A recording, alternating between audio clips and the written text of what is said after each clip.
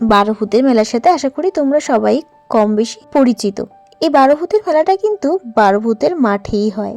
আর এই বারোভূতের মেলা সম্পর্কে আমার কিন্তু কোনো রকম কোনো এক্সপিরিয়েন্স ছিল না। এই প্রথমবারই আমি গেছিলাম বারোভূতের মেলায়।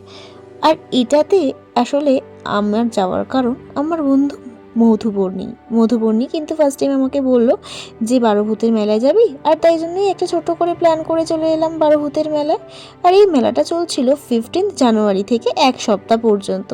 প্রচণ্ড ভিড় হয়েছিল, আমি সত্যি এক্সপেক্ট করিনি এতটা ভিড় হবে।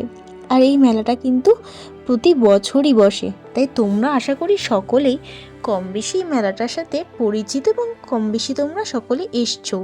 তো এখানে প্রচুর পরিমাণে কিন্তু ছোটোখাটো জিনিসপত্র থেকে শুরু করে জুয়েলারি আর মেলায় যেগুলো বিক্রি হয় তার সাথেও ছিল বিভিন্ন বই, কাঠের জিনিসপত্র। আর শুধু কি তাই, সাথে বিভিন্ন ধরনের স্টল, যেমন চায়ওয়ালা থেকে চায়ের স্টল ছিল, সাথে কাবাবের স্টল, সাথে ছিল ঘুগনি স্টল। আর ঘুগনি দেখে আমরা তো লোভ না সামলাতে পেরে নিয়েছি। সাথে কিন্তু ছিল পাপড়ির চাট, সাথে ছিল ফুচকা, ভেলপুরি থেকে শুরু করে বিভিন্ন ধরনের আইটেম। এবছর যারা মেলায় আসতে পারলে না, নেক্সট ইয়ার কিন্তু অবশ্যই এসো, আশা করি তোমাদের ভালো লাগবে। আর মেলায় এসে অবশ্যই তোমরা এই জিলিপিটা ট্রাই করো। আর তোমাদের ব্লগটা ভালো লেগে থাকলে একটা লাইক, কমেন্ট অ্যান্ড শেয়ার করে দিও।